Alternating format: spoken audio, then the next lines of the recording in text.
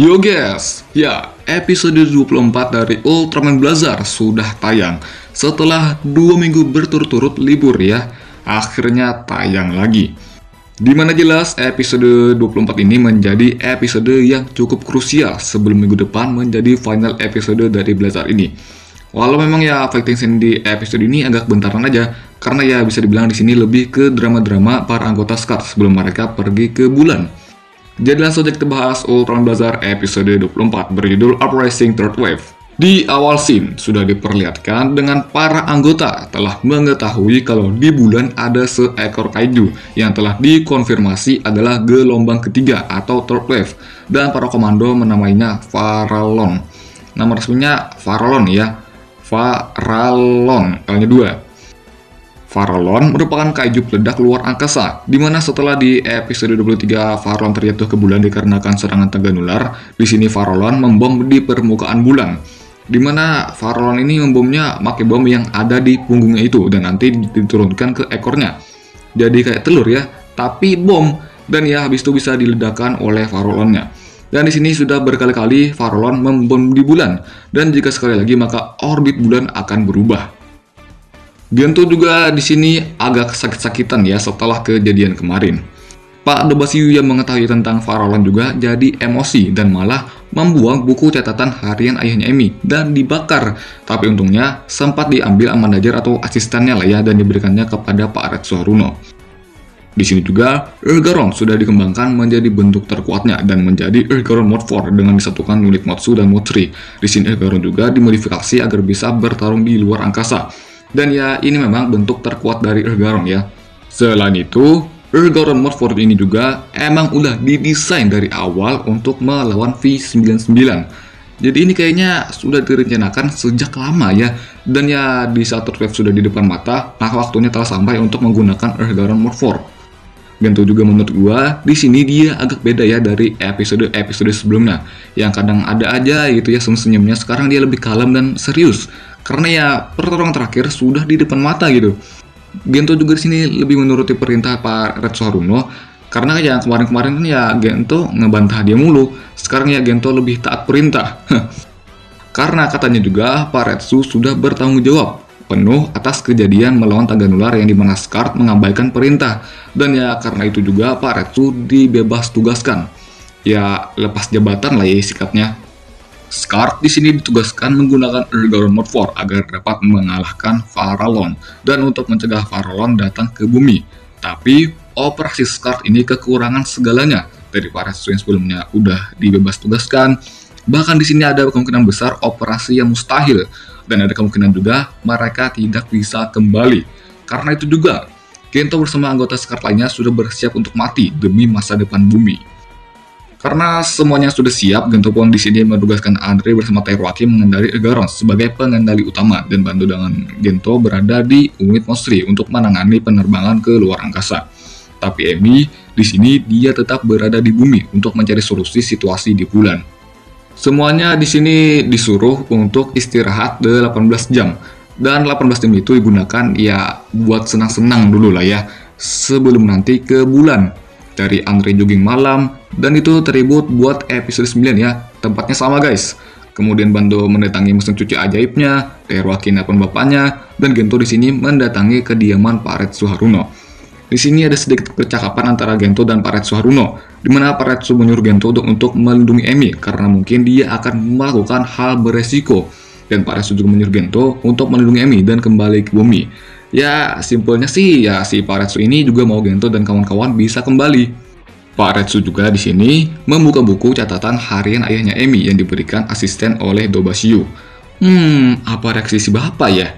Dan Emi di sini karena dia cuma berada di bumi, dia di sini malah curhat sama Earthy dan nunjukin sisi kawainya ya. Kawaii banget. Dan ternyata Ergaron juga tahu sesuatu tentang V99. Kok bisa ya? Jadi di sini Emi nyogok si Earthy agar dia bisa memberitahu Emi untuk memberikan info tentang V99 agar Emi juga dapat membantu Gento dan yang lainnya nanti di bulan. Dan akhirnya Earthy memberikan sebuah SIM card yang isinya adalah info mengenai V99. Namun sayang, di saat Emi membuka berkasnya dia malah disekap oleh seseorang yang mungkin suruhan dari Dobasiu. Dan ada sedikit info ya yang kita dapat tentang V99, di mana pada 2 Juli 1999 satelit GGF mendeteksi UFO, dan di saat itu juga mereka menembak jatuh UFO tersebut dan jatuh di lautan Jepang. Apakah ini konspirasi awalnya? Ya, kalau kalian mau info lebihnya bisa kalian translate dan baca sendiri ya. Gento juga menghabiskan waktu terakhirnya ya dalam tanda kutip bersama keluarganya dengan makan bareng istri dan Jun anaknya. Di saat Gento, Teroki, Bantu, dan Andre akan lepas landas ke bulan dengan Garon 4, di sini mereka berselama dengan anggota GF lainnya plus Emi. Ini gue ngeliatnya mirip gaya pas di episode terakhir juga anjir. Apakah Easter egg? Di tengah peluncuran Garon 4 ke bulan, Dobashiyu di sini malah mendatangi markas GGF dengan alasan katanya mau melihat pertarungannya dengan dekat. Kalau mau dekat, mending ke bulan juga, Pak. Garon 4 di sini sudah sampai di bulan dan melakukan penyerangan ke Farallon. Tapi tidak sengaja Garon tertembak bom dari si Farallon yang menyebabkan satu bom meledak. Itu satu bom aja udah menduarnya cukup gede loh ya. Kemudian Garon bertarung dengan jarak dekat. Pertarungannya pun di sini cukup sengit sampai Garon di sini kepegang bom si Farallon dan meledak di depan mata. Karena itu juga Gento di sini bersikeras untuk berubah menjadi Ultraman Blazar, meski Blazarnya nggak ngizinin. Dimana Gento juga tahu jika dia berubah sekali lagi, Blazar juga akan terancam. Jadi yang kena dampaknya gak gitu aja ya, tapi Blazar juga. Jelas ini mungkin karena pertarungan kemarin juga ya. Dan akhirnya di sini Blazar mengizinkan Gento, dan ya Gento pun berubah menjadi Ultraman Blazar. Di sini nggak pakai respons kayak biasanya ya, langsung muter gitu. Cukup unik. Tapi di sini Blazarnya langsung tinung-tinung, yang berarti ya di sini Blazar udah mencapai batasnya banget. Pertarungan Blazar dan Farallon terjadi cukup sengit, dan ternyata di bagian dada ada lagi senjata dari Farallon ya, kayak gergaji muter gitu. Tak lama setelah pertarungan Blazar dan Farallon, di sini Farallon berambisi untuk meledakkan semua bom yang ada di bulan, dan ya karena ledakan itu orbit bulan akan berubah. Sebelum ledakan, Blazar juga sempat menyelamatkan Garon ya.